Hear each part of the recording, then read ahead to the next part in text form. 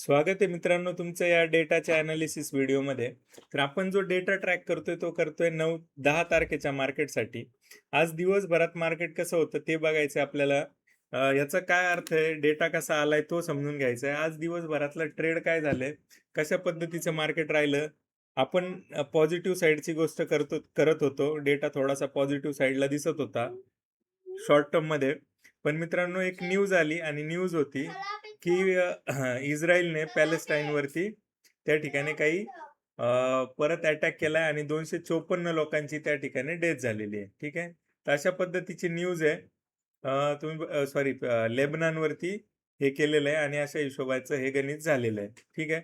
तर न्यूजचा इम्पॅक्ट झाला पूर्ण आणि पूर्ण मोटिव्ह होतं लोकांचं पॉझिटिव्ह साईड जाण्याचं रिटेलरचं, तर ते फेल झालं. In between SGX Nifty positive साईडला ट्रेड करतोय. ओके. तर ऍक्च्युअल पॉझिटिव्ह आहे का, खरंच मार्केट वरती जाणार आहे का, तर त्याबद्दल आपण चर्चा करणार आहे. चॅनलवरती नवीन असाल तर सबस्क्राईब करायला विसरू नका. आपण जाऊया डेटावरती आणि मग पाहूया डेटा रिलेटेड काही ऍक्टिव्हिटीज कशा पद्धतीने आलेला आहे डेटा. राईट. तर मित्रांनो, तुम्ही बघू शकत असाल मार्केट एवढं निगेटिव्ह होतं, 200-250 पॉईंट त्या ठिकाणी डाऊन साईडला मार्केट राहिलं. पण रिटेलरचा जो भरोसा आहे तो अजून त्या ठिकाणी पॉझिटिव्ह साईडलाच दिसतोय. 8 लाखाच्या पोझिशन्स कॅरी करतायत. ओके. एवढ्या लायटर नोटवर सुद्धा पॉझिटिव्ह पोझिशन्स कॅरी करतायत. पुढच्या पुढचा एक दिवस आहे अजून फ्रायडेचा, मंडे जायचं आणि मग एक्सपायरी आहे. ठीक आहे. तर अजून 2 दिवस आहेत. तरी सुद्धा 8,26,000च्या पोझिशन्स त्या ठिकाणी रिटेलरने कॅरी केलेल्या आहेत. तर एफ-आयजनी काय केलं, एफ-आयज एकदम कॉन्झर्वेटिव्ह होता, बघायची भूमिका घेतलेली आहे. फार वेगळं काही झालेलं नाहीये. ठीक आहे. पुट लॉंग, कॉल शॉर्ट्स आणि पुट लॉंगमध्ये त्यांनी काम केलेलं आहे. म्हणजे अगेन हे निगेटिव्ह साईडचंच काम आहे. थोड्याशा पोझिशन्स वाढलेल्या आहेत नॉमिनल. ओके.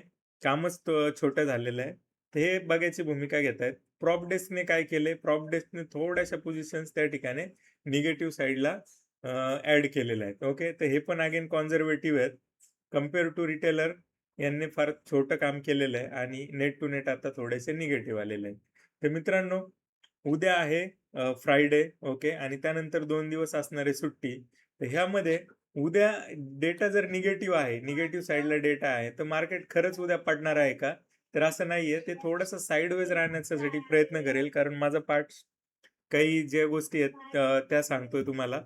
जर अशा पद्धतीची सुट्टी इन बिटवीन येणार असेल, तर हे लोक रिटेलरचा कॉन्फिडन्स गेन करून वरती लटकवण्याचा प्रयत्न करतात आणि मग सुट्ट्यांच्या दिवसानंतरून अचानक ओव्हरनाईट काहीतरी घडतं सुट्ट्यांमध्ये आणि मग मार्केट एकदम गॅप डाऊन त्या ठिकाणी बघायला मिळतं. ठीक आहे. तर हे न्यूज बेस रॅली आहेत. अशा पद्धतीचं हे बऱ्याच वेळा घडलेलं आहे. राईट.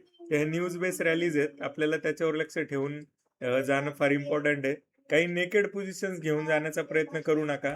ज्यांनी तुम्हाला जर शॉर्ट जायचं असेल तर त्या ठिकाणी तुम्ही स्प्रेड लावा.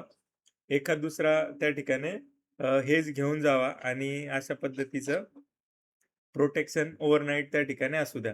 राईट. तर डेटा जो आलेला आहे तो निगेटिव्ह साईडला आलेला आहे, पण मार्केट फार निगेटिव्ह उद्याच्या दिवशी राहण्याची शक्यता कमी आहे. कदाचित मोठ्या प्लेयरचं जे मोटिव्ह आहे ते जर निगेटिव्ह असेलच, तर मंडे पासून ती रॅली त्या ठिकाणी डाऊन साईडची आपल्याला बघायला मिळू शकते. आणि इन बिटवीन युद्धाचं पण परिस्थिती काय आहे, कशा पद्धतीने भडकते ते पण पाहणं आपल्याला गरजेचं आहे. ओके. तर ओव्हरऑल मोटिव्ह जे आहे मोठ्या लोकांचा अजूनही निगेटिव्ह साईडलाच आहे. ओके. आता 66 पॉइंट दाखवत होता, आता 100 पॉइंट वरती आलेला आहे. तर अचानक परत खूप काही न्यूज आली का, आय डोंट नो. ठीक आहे. तर ह्या न्यूज येत राहतील, उलटापालट होत राहील. इन बिटवीन अमेरिका जेवढं शस्त्रांमध्ये हारतंय, त्याच्यापेक्षा इथे मॅनिप्युलेशन करून मोठी लोक कमवतायत. ठीक आहे. तर काय न्यूज आहे ते बघणं आपल्याला इम्पॉर्टंट आहे. नेतन्याहू म्हणतायत की लेबनॉन सोबत काही टॉक चालू झालेला आहे. ओके. लेटेस्ट न्यूज आहे. आता बोलता बोलताच त्या ठिकाणी आलेलं आहे आणि SGX वर पण त्या ठिकाणी आपल्याला बघायला मिळतंय. ठीक आहे. तर ह्याच्यावर किती विश्वास ठेवायचा, कशा पद्धतीने मार्केट राहील ते बघणं फार इम्पॉर्टंट आहे आता. मी कमेंट करणं आता थोडंसं बंद केलं पाहिजे असं मला वाटायला लागलंय. कारण ज्यावेळी काही बोलायला जाऊ त्याच्या अपोझिट न्यूज त्या ठिकाणी येत आहेत. ओके. एवढंच सांगेल, थोडंसं हेच राहा आणि प्रोटेक्टेड राहा, राईट. विक्स वाढलेला आहे, मार्केटमध्ये थोडासा भीती पुन्हा एकदा जागृत झालेली आहे. ठीक आहे. तर मित्रांनो, एक ट्रेड आपण त्या ठिकाणी हे केला होता. पार्टिसिपंटनी पण तो ट्रेड कॅरी केला. तर ट्रेड काय होता तो समजून घ्या. JBMAचा जो स्टॉक आहे तो शॉर्ट साईडला आपण त्या ठिकाणी पकडला. ओके. तर मित्रांनो, मी बऱ्याच वेळा बोलत असतो की पॉझिटिव्ह साईडचे स्टॉक्स आहेत जे 20-20% वरती जातात आणि ते आपण पकडतो. पण त्याच्याही पलीकडे खाली येणारे स्टॉक्स पण आपण चांगल्या पद्धतीने पकडू शकतो आणि तो आपल्या सेटअपचा पार्ट आहे. ओके.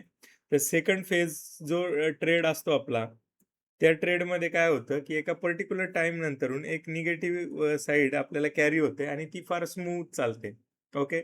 जसं एकदम वरती जाताना जे फ्लक्च्युएशन येतात ते निगेटिव्ह साईडला एवढे मोठे फ्लक्च्युएशन दिसत नाही. आपल्याला ते क्लिअरली फाइंड आउट होतं की हा स्टॉक आता काही वरती जाण्याच्या लायकीचा नाहीये.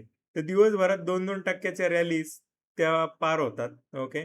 तर आता थोडंसं नेटवर्क स्लो आहे तर मी तुम्हाला ट्रेड सांगतो. 614 पासून तो 596 पर्यंत गेला होता खाली. तर ट्रेल करत करत 614 पासून 602 वरती त्या पोझिशन कट झालेला आहे. ठीक आहे. ही 2% ची रॅली, ऍक्च्युली 2% रॅली जरी असली तरी त्या पाठी फार मोठं हे आहे. तुम्ही म्हणाल मार्केट आज निगेटिव्ह होतं म्हणून निगेटिव्ह स्टॉक प्ले झाला. तर मित्रांनो, तसं नाहीये. चांगल्या कंडिशन सुद्धा मार्केटला काही स्टॉक्स वरती जातात आणि ए शेप खाली येतात. आता हे जे खाली येणारे जे शेअर्स आहेत ते सुद्धा आपण पकडतो